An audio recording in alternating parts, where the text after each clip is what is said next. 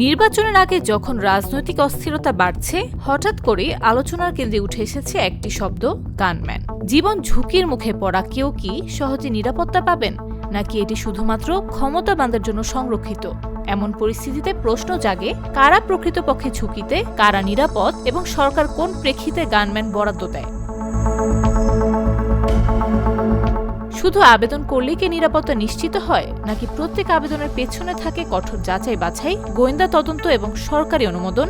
বাংলাদেশের রাজনৈতিক নেতা, উচ্চপদস্থ সরকারি কর্মকর্তা বা গুরুত্বপূর্ণ ব্যক্তিদের নিরাপত্তা নিশ্চিত করার জন্য সরকার গানম্যান বা বডিগার্ড বরাদ্দ দেয়।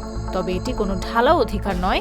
ঝুঁকিপূর্ণ পরিস্থিতি বিবেচনা এবং বিশেষ অনুমোদনের ভিত্তিতেই এই সুবিধা পাওয়া যায়।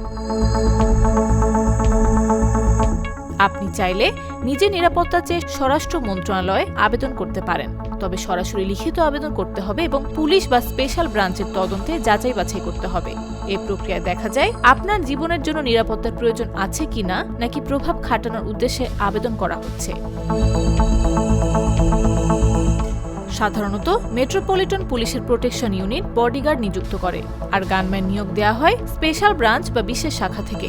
সরকারের বরাদ্দকৃত গানম্যান সরকারি অস্ত্র ব্যবহার করেন এবং নির্দিষ্ট গুলি বরাদ্দ থাকে। কারা গানম্যান পায়?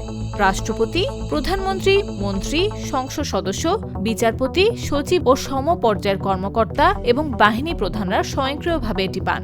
তবে সাধারণ নাগরিক বা প্রভাবশালী ব্যক্তিও আবেদন করতে পারেন যদি প্রমাণিত ঝুঁকি থাকে।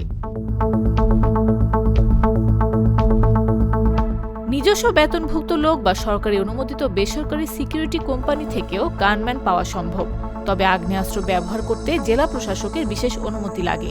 অতীতেও রাজনৈতিক হুমকি বা অপরাধের প্রেক্ষিতে অনেক বিশিষ্ট ব্যক্তির জন্য গানম্যান বরাদ্দ দেওয়া হয়েছে।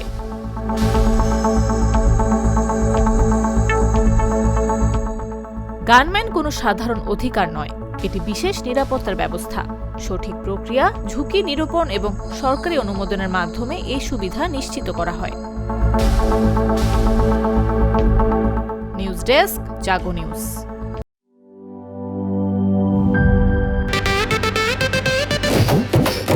একটা ড্রিঙ্কও আমারে দিবা?